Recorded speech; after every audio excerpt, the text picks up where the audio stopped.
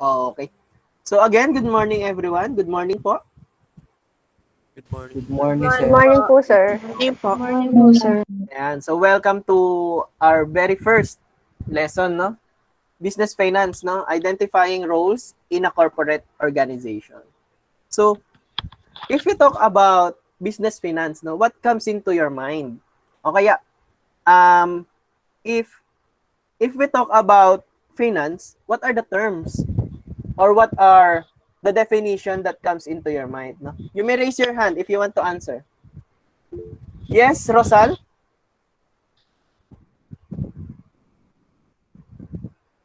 Nag-raise ka ng hand, Rosal? Hello?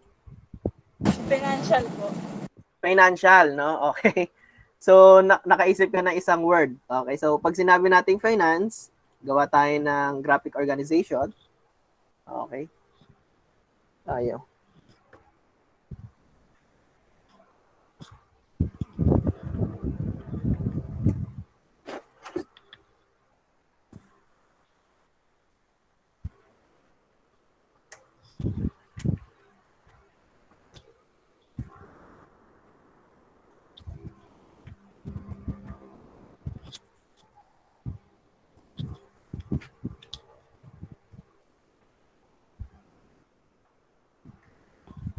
Oh my God.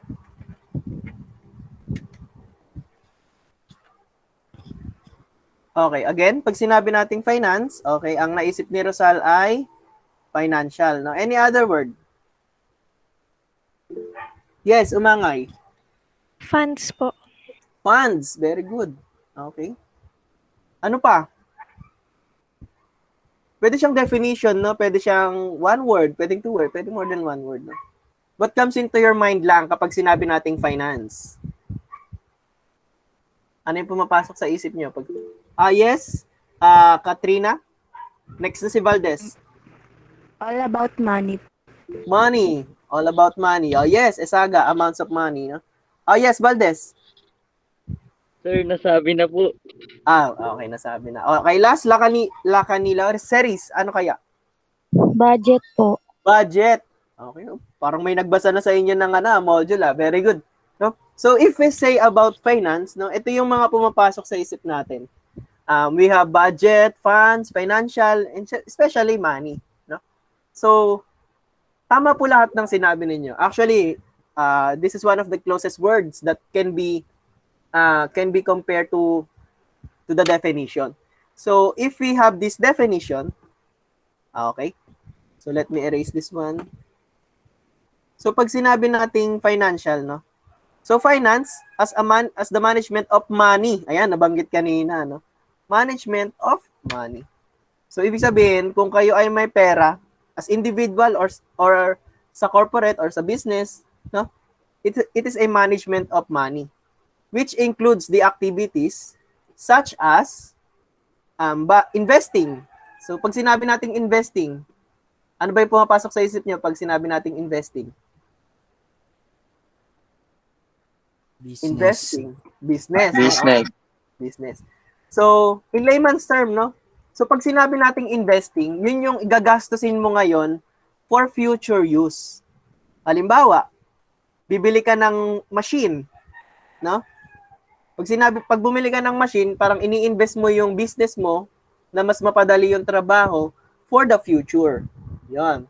Yun yung investing. No? Another thing, kapag bumili ka ng stock ngayon, tapos magmamahal siya sa future, investing yun. Okay po. Opo. Ano pa ba? Halimbawa, sa pang-araw-araw na buhay natin, no? So, sige, bili ka ng laptop, investment yan. O sige, bili ka ng motor, investment yan. No, ganun yung term natin, no? Tama ba? Tama ba? Kasi magagamit natin siya sa future. Yon. So, yun Yes, yung... sir. Okay. So, yun yung isa sa mga functions, no? Or operations na ginagawa ng isang finance, no? Or management of money. Siyempre, borrowing. Siyempre, ano ba yung borrowing? Utang. Utang po. Okay, utang. Lending. Two-way yung lending eh. Yung lending pwedeng utang, pwedeng pautang. Ayan.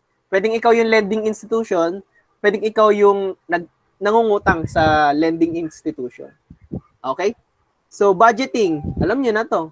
So, yung budgeting natin, pinag-aralan na natin to last time na gumagamit tayo ng pie chart. So, as an individual, gumagamit tayo ng 50-30-20 rule. No? 50 sa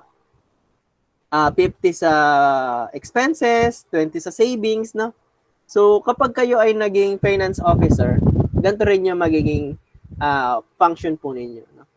So, syempre, saving and forecasting. So, saving, nagsisave kayo ng pera. Now, forecasting, meaning, pinipredict nyo yung galaw ng pera in the future.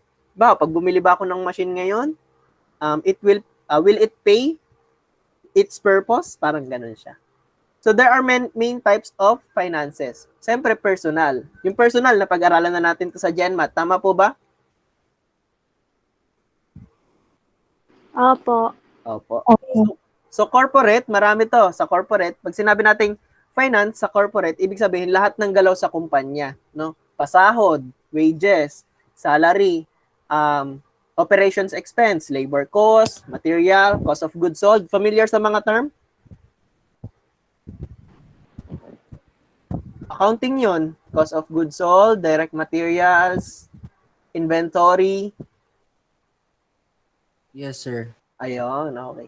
Siyempre, public and government. So, mamaya, i-discuss natin kung ano nga ba ang function ng finance on the government side. So, another term, no? So, these are one of the easy ways to define finance, no? Okay? So, ito yung mga common example natin sa financial management. So, investing personal money in stock. Ayan, so personal siya, no? Okay, borrowing money from institutional investors by issuing bonds on behalf of a public company. So, lending money, using Excel to spreadsheet. Okay, saving personal money, developing a forecast for government spending and revenue collection, no? So, ito yung mga ibang way to define, no? To define finance. Siyempre, prepare financial statement, business activities, reports, and forecast. Prepare financial statement, monitor financial details. Okay, so, isa rin sa mga function to ng financial management, no? So, masyado bang mahal yung nagagastos natin sa part na to? Masyado bang mura, no? Baka pwedeng dagdagan natin yung inventory para mas maraming mabenta. Ayan. So, yun yung mga function ng mga finance, no? Supervise employees who do financial reporting and budgeting. Usually, mga accountant to, no? Tsaka mga auditor, no? If I'm not mistaken. Okay, syempre, review financial report and seek ways to reduce cost. So, kung may mga procedure ka na pwedeng mas mapatipid, no? Ikaw yung mag-a-analyze nun as financial officer. Syempre, help management make financial decision. So, magtatanong si financial officer, sir, kailangan ba natin bumili ng machine? Kailangan ba natin mag-expand? No? Kailangan ba natin bumili ng bagong building? Kailangan ba natin gastusan to para mas kumita tayo? Ayan. So, medyo malawak ang sakop ng financial, no? Pero, ang bottom line dito, we use financial report para makuha natin kung kumikita nga ba yung kumpanya or hindi. Tama po ba? Opo. Okay. Opo. Any violent reaction po regarding sa mga sinabi ni sir? Wala naman po, meron po. Or question na tumatakbo sa isip niyo?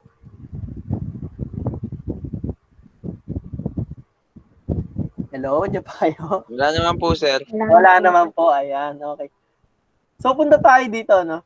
So, syempre, ito na yung one of the main topic natin ngayon, the corporate organization structure. Napag-aralan nyo na rin to, no? Anong subject to? Organization structure. Nakuha nyo na to? Alam ko nakuha nyo na to. If I'm not mistaken, napag-aralan nyo to. Grade 11 first semester. Anong major subject to? Organization structure. Organization management. Organization management. No? So, we use organization management para ma-distinguish natin yung main function ng isang tao, no?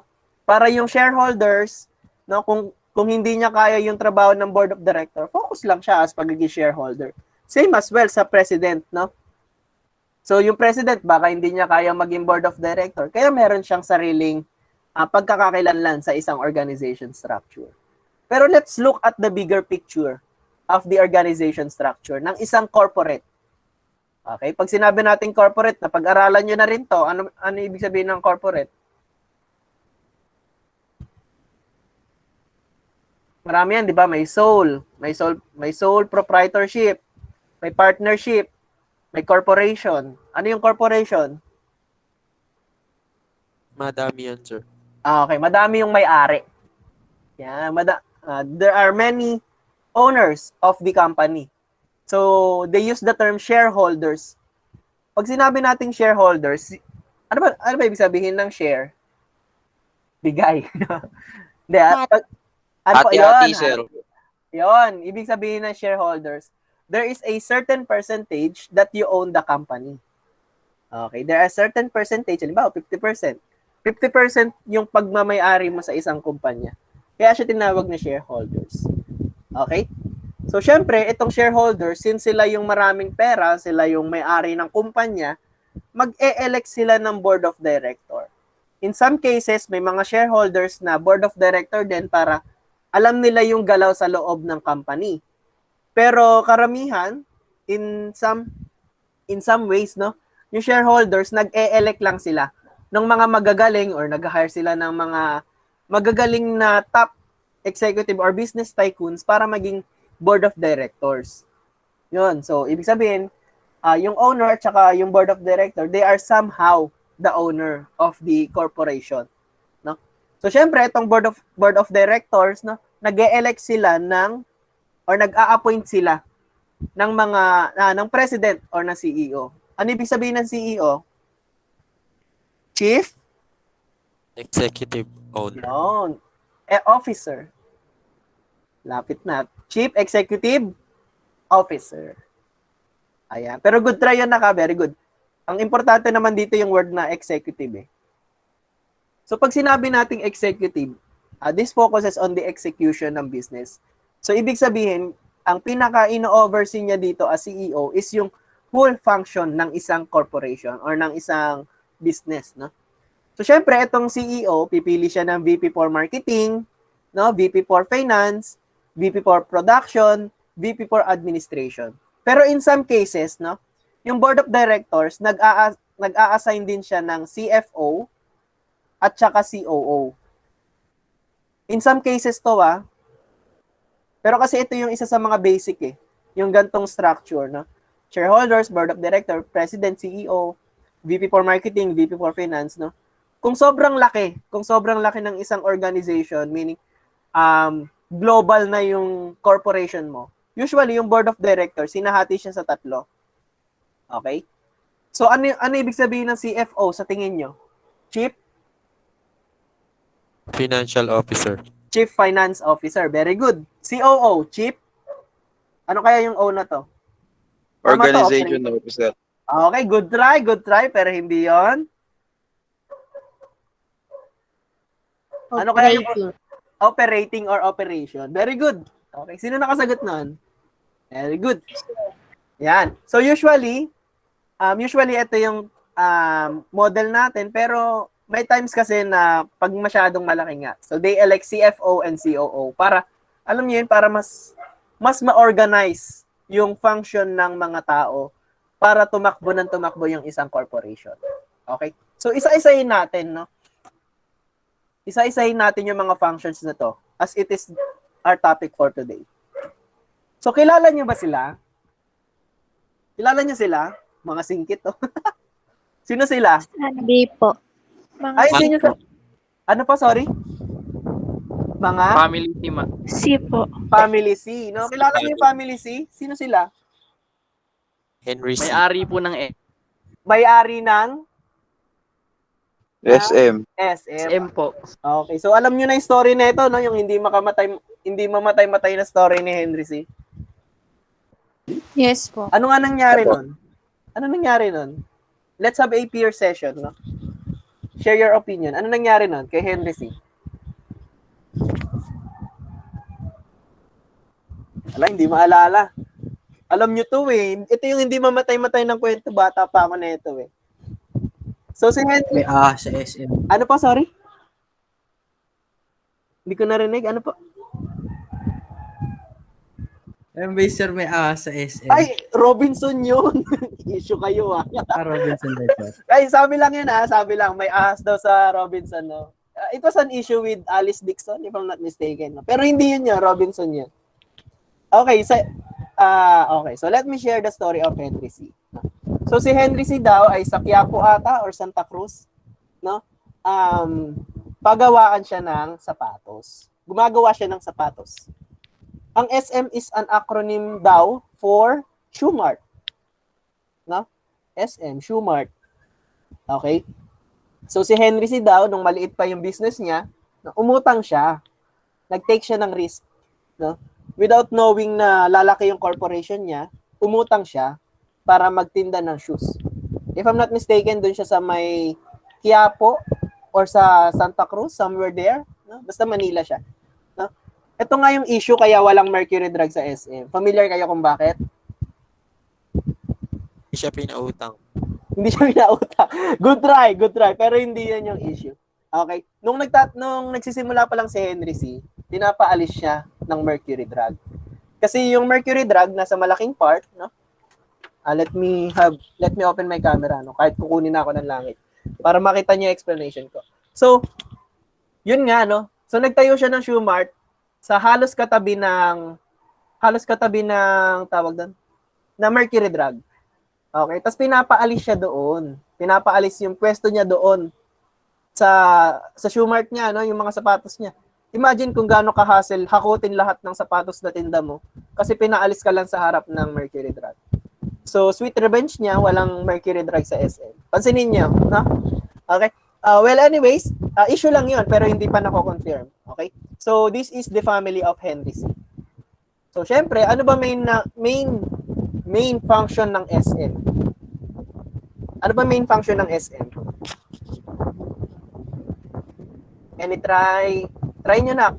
Ano yung function ng SM? Bilihan lang ba? Yan yung ano ba, sir? Yung Ano mga po? ibang branch. May iba-ibang branch na. Very good.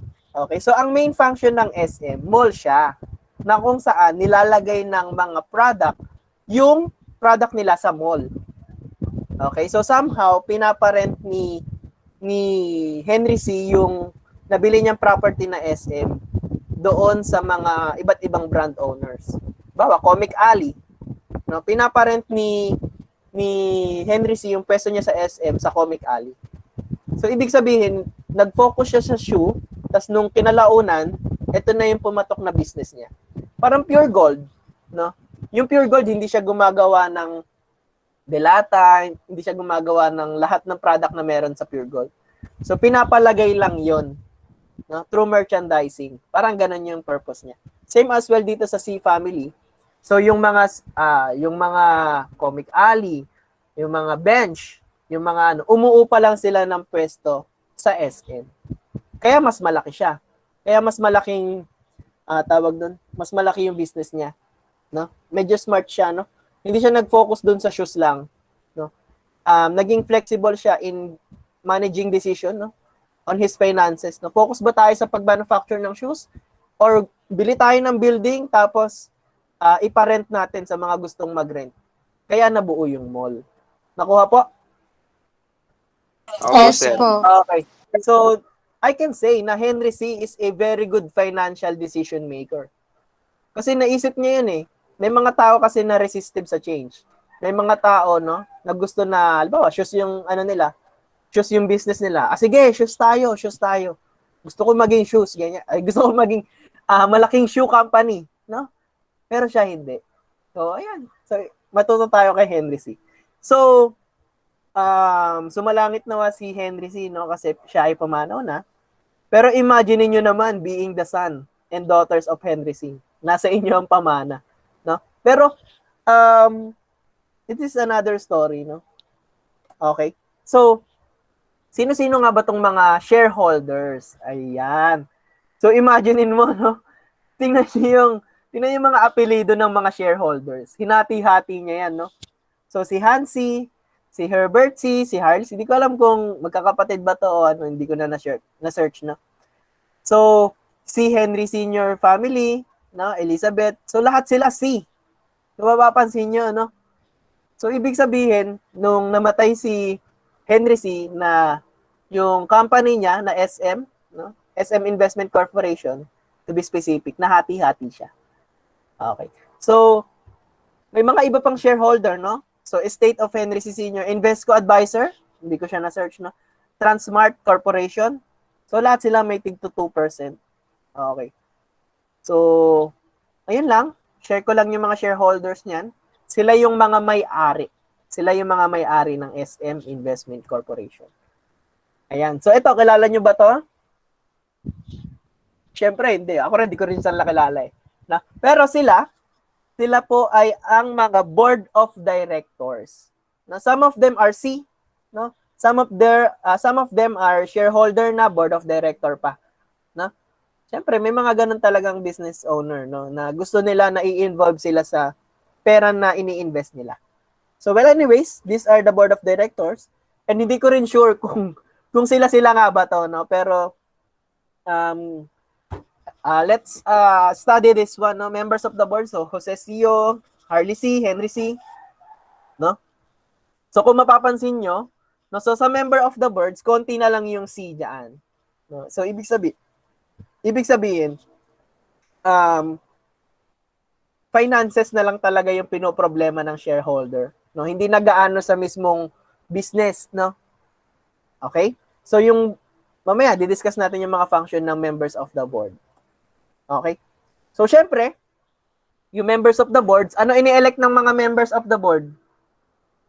Yung mga Staff. for finance. yung mga staff, no? Grabe, staff. Managers, staff and managers, no? Specifically managers, no? So, yung mga board of directors, syempre, mga managers yung pinipili nila. So, ito na yon, no? So, wag na natin himay-himayin yung ano nila, no? You can do your own research regarding sa mga taong ito, no? So, kung mapapansin nyo, wala nang C sa manager, no? Wala nang C dyan, no? Ito C, oh, layo. Wala nang C dyan. So, ibig sabihin, they manage their finances na lang. So, ito yung goal, syempre, no? You as an individual, maging member of the board or maging shareholder. Yun yung goal nyo para masabing mayaman kayo. Kasi you let the money work for you. No? You let others work for you. Okay? Ito yung goal, no? Be a members of the board or shareholder. So, syempre, ito yung big question dyan, no? Bukod sa magaling ka, sabihin nating magaling ka na. Magaling ka magtrabaho, magaling ka magtrabaho. No? Pero dapat magaling ka rin sa finances. Tama po ba? Tama ba that magaling ka rin sa finances? Yes, As sir. an individual? No? Kasi yun yung kailangan eh. Yun yung requirement para maging board of director ka. Yun ang kailangan para maging shareholder ka, no? So kung napapansin nyo, nag-aaway yung mga Mondragon. Tama ba? Naalala nyo yun? Nag-aaway yung Mondragon. Opo. No? Sabihin ni Daniela, gusto ko maging malaki ang percent ko ng share sa kumpanya. No? So, ibig sabihin, they fight for the share sa isang kumpanya. So, big deal yun. Talagang, kung iisipin mo maigi, matindi yung hugot ni Daniela sa pangangailangan niya sa pera. No? Or sa power na meron siya. Okay? So much for that drama, no? Any questions so far? May question Wala po? naman po, sir. Wala naman. Wala, May sir. natutunan naman sa mga kwento ni Sir? May natutunan? Opo. Good. Meron, sir. Okay, good. So, eto na, himay-himay na natin yung organization structure, no? Based from this one. So, shareholders. So, sabi dito, the shareholders elects board of directors. Okay? So, lahat ng shareholders may equal sa one voting right. No? So, isang shareholder, isang boto siya. No? So, syempre, may mga insider dyan. No? Oh, ito, boto nyo si ganito, boto nyo si ganyan. So, somehow, sa isang corporation, hindi mawawala ang politika. Matic yun. Automatic yun. No? Kailangan charismatic ka, kailangan medyo firm ka para ma-elect ka as board of director kung sakali man. No? Okay, so syempre, election, democracy pa rin ang nananaig. No? So kung sino yung mas maraming boto, syempre, siya yung ma-elect as board of director. So, Another thing na function ng shareholder, their responsibility is to carry out the objectives of shareholder otherwise. Okay, so let me, medyo bumabagal kasi, turn off my camera, no? So, syempre, puprotektahan nila yung self-interest nila as a shareholder, no?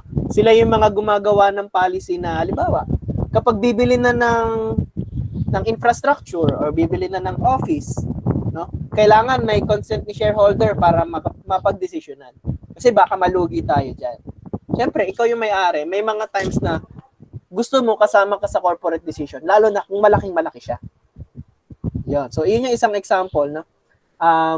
Magpapagawa ng bagong building, no? Magpapagawa ng, or mag-e-extend, mag-e-expand, mag-aano ng maraming branch, no? Yan. Para maprotektahan yung pera na shinare nila doon sa isang kumpanya. Okay? So, syempre, they also elect the board of directors na kapareho nila ng interest, no? Syempre, pipiliin nila yung board of director na poprotekta sa share nila as a whole. Any question regarding shareholders? Question po? Wala. Wala po. No? So, let's have a pure discussion. Pag may question kayo, huwag kayong mag-hesitate na mag-unmute, mag-raise ng hand, no? Or kung may idadagdag kayo, much better, no? Okay? So, board of directors, yeah. So, board of directors are the highest policy-making body in a corporation. Pag sinabi nating policy, no? What comes into your mind? Policy. Highest policy. Policy. Pag sinabi nating policy, what comes into your mind? Or what word? Rules. Mga rules, tama ba? Palatuntunan. Yung palatuntunan, no? So, yung board of directors, sila yung gumagawa ng rules na pang corporation as a whole. Halimbawa, si board of director ang magsasabi na, kapag bibili tayo ng kumpanya, 80% lang ang perang gagamitin natin. No? Kasi pag ginamit natin 100%, baka malugi na yung mga shareholders, malugi tayo, magsara tayo, mabankrupt tayo. No? Another thing, no? If we are making transaction with ABC company, kailangan kompleto yung natin. So sila, in short, are the rule maker. Ayan. So rule maker. No? So isa sa mga magagandang qualification ng mga board of directors, sila yung mga corporate attorney. If I'm not mistaken, ayan. Kasi alam nila kung paano gumawa ng alam nila yung batas, no? Unang-una, alam nila yung batas na makakaprotekta sa isang corporation. No? So, ang punto ko dito, kung gusto mong umangat ng umangat, kailangan marami kang pera, kailangan marami kang experience, kailangan marami kang mapag-aaralan. No? So, mag-i-study ka ng law kung gusto mong maging rule maker o mas umangat yung position mo. Yeah. So, we never stop learning talaga dapat. So, another thing, no? One of the other responsibility ng board of director is to ensure that a corporation is operating to serve the best interest of the stockholders. Stockholders or shareholders. They're just the same. Okay? So, syempre, another thing, ginagawa ni board of director, nag-e-elect or nag-a-appoint ng Sino yung na-appoint ni board of director? CEO. Managers. Yeah, managers or CEO. Very good. Nakakasunod pa kayo. Very good. No? So, a responsibility of the board director, ayan, setting policies on investment, capital structure, dividend policies. So, familiar naman kayo sa dividend, no? Di ba, kung 20% yung pag-aari nyo, no, kapag kumita siya ng 5,000, pag kumita siya ng 5 billion, yung 5 billion, 20% ng 5 billion sa inyo yung mapupunta as dividend. Parang ganun siya, no? Or certain amount, if I'm not mistaken. Approving company strategies, goals, and budgets, no? Halimbawa, may gustong i-implement si CEO, Mr. Board of Director, gusto ko po sana i-present, no, ang gusto kong gawin na policy mo para mas mapabuti yung operations natin, mas mapabuti yung pagbili natin, and so on, no? So, appointing and removing members on the top management, including the president, no? So, halimbawa, yung president nyo or yung CEO nyo patulog-tulog lang, pwedeng tanggalin nyo ng board of member, no? Bawa, may crisis, no? May crisis doon sa company ninyo, tapos patulog-tulog lang yung president, pwedeng tanggalin nyo ng mga board member. So next, determining the top management compensation, no? Siyempre, wag masyadong mataas yung sweldo ng mga top management. Wag din siyempre masyadong mababa, no?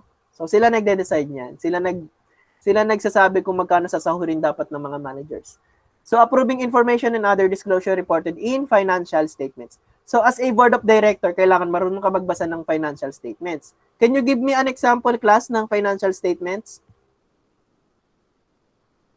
Sumbong ko kayo kay Ma'am Agid. Ano yung mga sample ng financial statements natin? Cash flow, ano pa? Wala pa? Wala pa to? Wala pa kayo dito? Hello? Wala pa kayo dito? Wala pa? Okay. So these are the financial statements, no? Cash flow, syempre, yung paggalaw ng pera. Cash in, cash out. Income statement.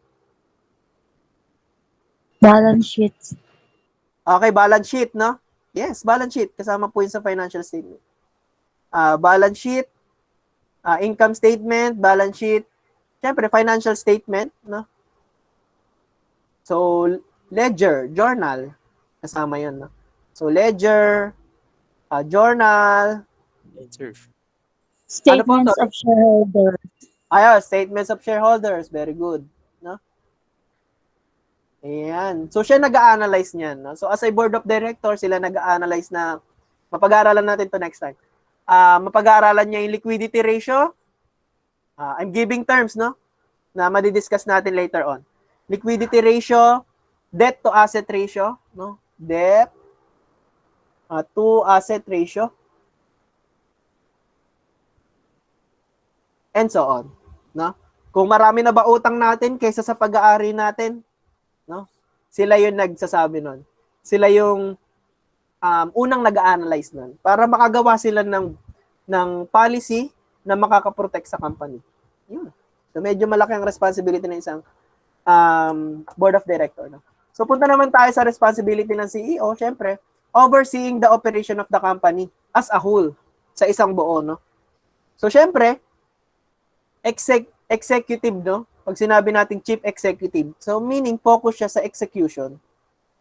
So syempre, lahat ng pinlano ng taas, kailangan na i-implement as planned. Bawa, plano natin kapag bibili ng ganyan, magpirmahan muna, no? Let's have a memorandum of agreement. So kailangan sabihin ni CEO na, bago natin gawin yan, ipa-approve muna natin, ipa-memo muna natin. Parang ganon.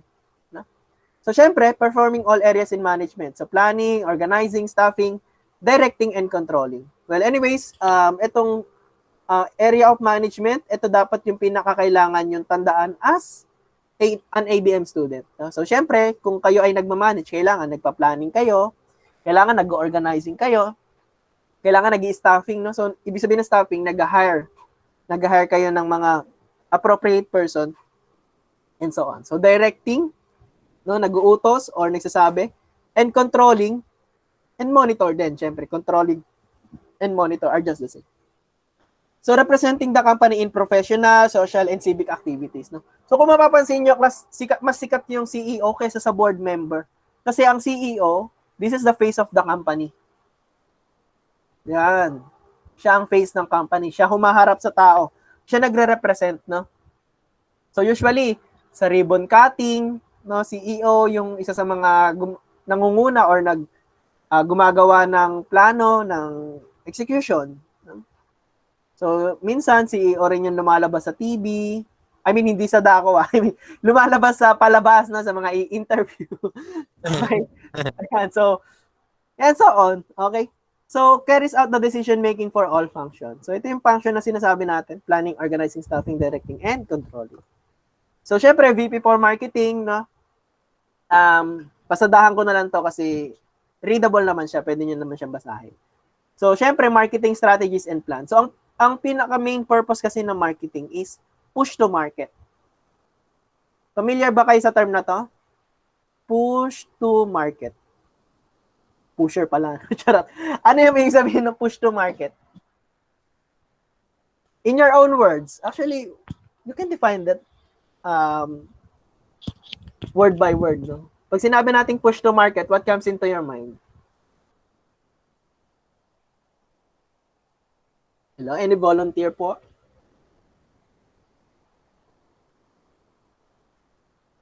Uy, dyan pa kayo. Hello? Any opinion? Any idea? Any churba regarding sa push to market na term? Going mas? Going twice? Wala talaga? Okay. Ayan. Ayun, very good. Malapit yung sagot ni Rosal. No? Pinapakilala yung product sa tao. Very good. So, syempre, yung push to market, meaning may product ka, no? Ini-introduce mo sa tao, specifically sa market mo, sa target market mo. No? So, syempre, alam nga naman na mag-produce ka ng isang product, tapos wala na. Kusa na lang bibili yung tao, hindi ganun. No? So, iyon yung, commercials. Very good. Commercials, partnerships, collaborations, no? Collaborations with Kong and, sino yung kapartner ni Kong TV doon? Ako. Ay! Ay! Totoo ba? Charot. Okay. Hawig lang, nak. Ayan, no? So,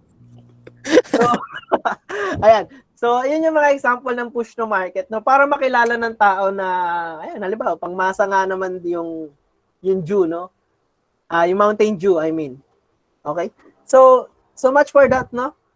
Next, VP for production. So, pag sinabi nating production, sila yung mga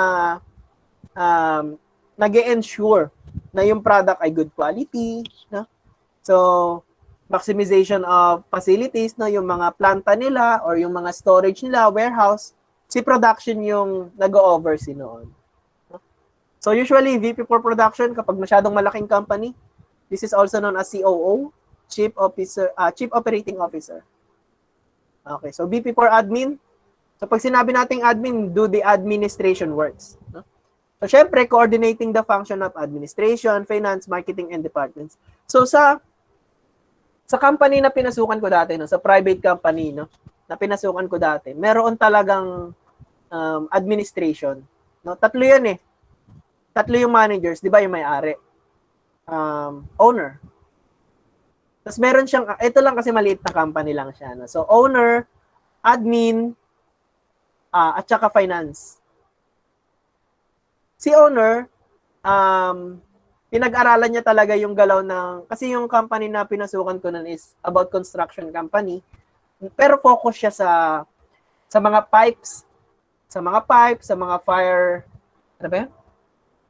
Mga fire hydrants, hindi, fire hydrants ba tawag yun? Fire sprinkler, no? Kapag nagkasunog, yun yung business nila na. So, ito yung maliit lang siya ng organization na to the point na yung owner, siya rin yung operating officer. No? So, ang trabaho ni admin, dapat talaga magre-report siya sa owner. So, sasabihin ni admin kay owner, si finance, kulang yung ganito. No? Usually, si admin or yung somehow secretary rin siya, no?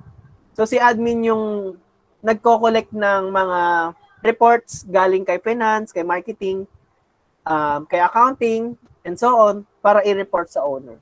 Yun yung nangyari sa company na pinapasukan ko noon. Pero, somehow related siya dito sa topic natin. So, providing assistance in payroll preparation, payments of vendors, collection and receivables. So, pero sa amin, accounting yung gumagawa nito. Para sa payroll, HR. Payment of vendors, accounting, collection of receivables, meron siya, billing and collection. No? Ayan, okay. So, any question so far? Natapos pala tayo.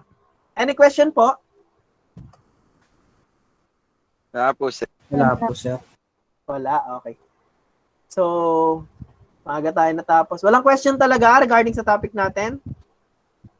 Wala po, sir. Wala po.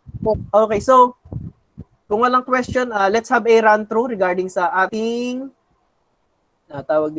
regarding sa ating Google Classroom. No? So, sa Google Classroom natin, sir, kasama po ba yung account receivable sa accounting? Yes. No, yes. Kasama po accounts receivable sa accounting.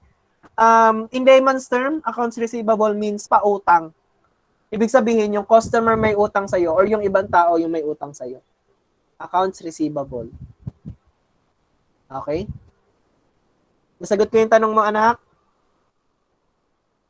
Opo, sir. Okay, good. So, any other question po?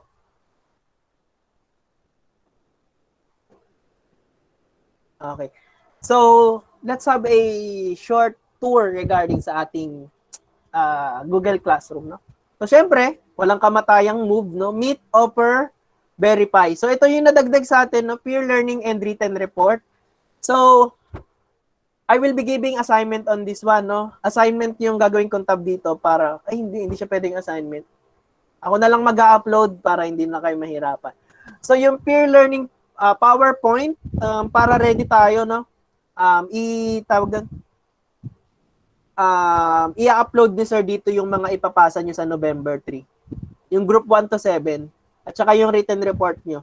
Dito ko yan i-upload para, alam nyo yun, para transparent tayo. Okay? Para ma-download siya or ma-advance reading siya ng mga classmate ninyo. Okay po? Okay po, ba? sir. Ayan. So, syempre, Module 1, ako po ito, Module 1 and Module 2. No? Para dito, so sa Module 1 and Module 2, okay. So, same tayo, no? Para sa verify, magbibigay ako ng assignment tab, no? So, ang sasagutan nyo lang dito ay pretest. Ayan, yung pretest natin, fill in the blanks, true or false. Ayan. So, yung looking back to your lesson, magagawa natin yung activity niya next meeting, no? Sa week 2. So, again, pretest, part 1 and part 2. Okay? So, yun pa lang yung mga sasagutan. Ayun lang, para sa Module 1, pretest, post-test lang. Sa Module 2 naman, or Lesson 2, para sa week to next week, ito yung mga sasagutan, no? Activities. Ito, Activity 1. Ayan. So, ang direction lang dito, answer the following question to enhance your critical thinking skill as a future manager of the company. So, ang good thing naman kasi dito sa business finance, there is no concrete right answer. No? So, nakadepende tayo sa way ng pag-iisip nyo. So, dapat imagine nyo na yung sarili nyo as finance officer or finance manager. No? Kasi baka doon din naman kayo papunta or kung gusto nyo maging financial worker. Sir, pwede po pakita yung mga group. O sige nak, wait lang po. So, activity 1, sasagutan, pretest, post-test, activity 1. Siyempre, activity 2. No? So, discuss briefly the roles of each position identified. So, wag naman yung wag naman yung copy and answer dito. Asa na yun? Kaya, wag naman copy and answer dito, no? So, have a little search, no? Tapos, palitan nyo yung wordings kung paano nyo siya naintindihan para, alam nyo yun, sulit yung learning natin. Okay po? Okay po, sir. Okay. So, shareholders, magbabasa kayo ng article or magbabasa kayo ng or manonood kayo ng mga interview, no? Tapos, i-write nyo yung sarili nyong sagot, no? So, ibig sabihin, kung magkokopyahan kayo, makikita ni sir yan. Kasi sariling sagot to eh. No, tama po ba? Apo. Ayan, okay. So, after nyan, activity 1, activity 2, sagutin din natin tong check your understanding. Okay, so why does a financial manager need to choose? Ayan, and so on. So, which source of financing? Bakit nga ba kailangan? No? So, do a little search. No? Ito, yesterday's solution are never adequate for the future. So, explain briefly. Sagutan lang. And syempre, post-test. Sa mga pre-test, yung pre-test natin, copy and answer. Ito na nga po. Pre-test. Pre-test ang sasagutan. Sa pre-test po, answer only. Pre-test, answer only. Activity 1 and activity 2, copy and answer. Copy and answer. Yung post-test, check your understanding, copy and answer din po. Post-test is answer na lang. Ayan. Okay, any question po? Wala po, sir. Wala po. Okay, so attendance checker, kindly check the attendance. Let's have a short picture. Picture tayo. For documentation lang.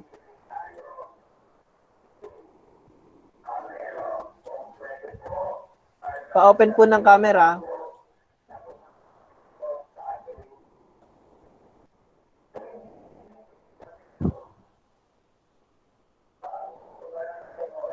Okay pala. Pa-open po ng camera. Let's have a short picture.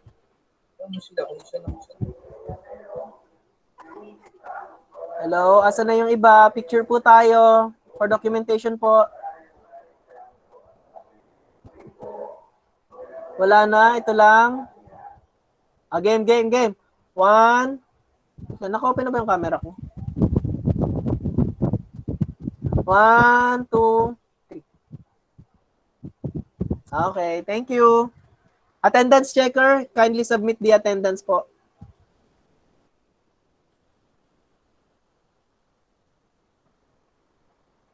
Kung wala ng question, I hope you gained something today. Thank you very much. Happy learning, everyone. I think pwede na mag-exit.